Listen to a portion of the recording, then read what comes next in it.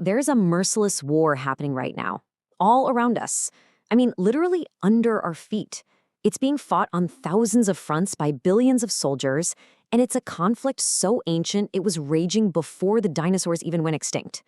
And no, this isn't science fiction. This is the World War of the Ants. When you get right down to it, it all boils down to this one simple, unavoidable fact. This single idea, well, it's the driving force behind one of the longest and most brutal conflicts in the entire history of life on Earth.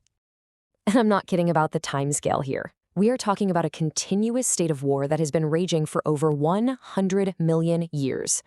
Think about that. While entire human empires rose and fell, while whole species came and went, the ants have just been fighting. Okay, but why should we even care about an ant war, right? Well, because we're not just talking about any old insect here. We're talking about a genuine global superpower, one of the most successful and dominant groups of animals to ever exist, period. The sheer scale of their population is almost impossible to wrap your head around. We're talking 10,000 trillion individual ants. To put that into perspective, for every single human being on this planet, there are well over 1 million ants.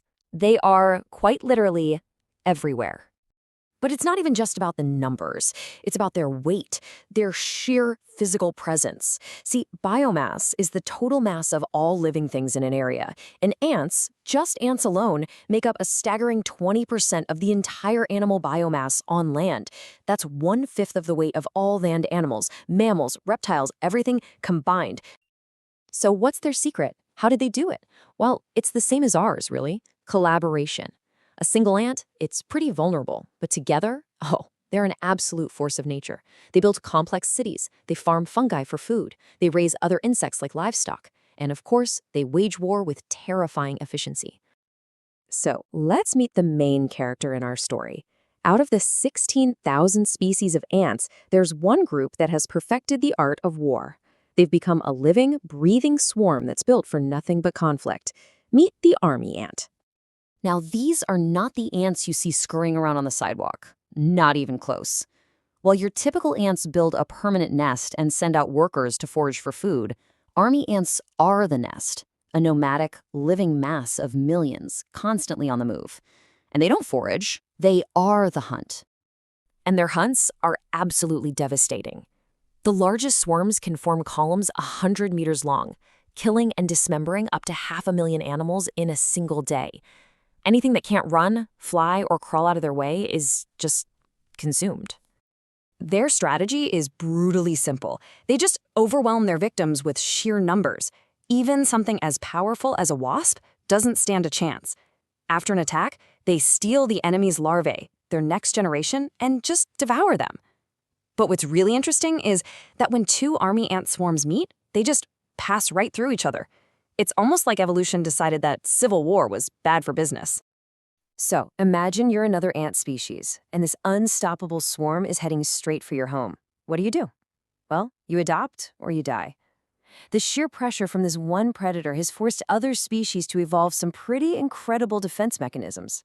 For most species, trying to fight back is just pointless. So that really leaves two options. Option one is a tactical retreat. You grab as many of your colony's young as you can, and you just run, hoping you can rebuild somewhere else. The second option is just incredible.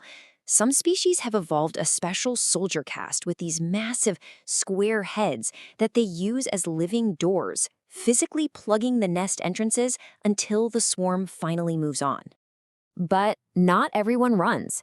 There is one species that has actually evolved to stand its ground.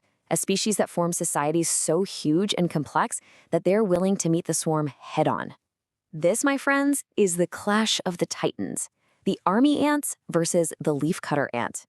Leafcutter colonies are basically subterranean cities, home to millions of individuals with this really sophisticated division of labor. And crucially, they have a dedicated soldier caste. We're talking ants that can be 100 times bigger than the smallest worker, whose only purpose in life is to defend the colony. So when the attack finally comes, it is just total chaos. These huge leafcutter soldiers rush to the front lines, locking their jaws onto the invaders. At the same time, smaller workers get behind the enemy lines, dismembering them by literally ripping off their legs. But even with this ferocious defense, the army ants' superior numbers are often just too much. They swarm the soldiers, sting them to death, and pour into the nest to steal tens of thousands of the leafcutters' young. And then the battle ends, the army ants retreat with their loot, the leafcutters, if their colony even survives, are left to try and rebuild. But you have to remember, this single, epic battle is just one tiny moment in a much larger, unending war. And the price of this conflict is immense. Losses are incredibly heavy on both sides. As one researcher put it, thousands lay slain on the battlefield. There are no clean victories here, just a brutal, brutal toll for survival. What we just saw, that isn't an exception. It's the rule. From the deepest rainforest to the cracks in our own sidewalks, war is a fundamental part of being an ant. It's their constant state of existence. And that brings us to a really fascinating contrast, doesn't it? For ants, war isn't a choice. It's an evolutionary imperative. The other colony will always be the enemy.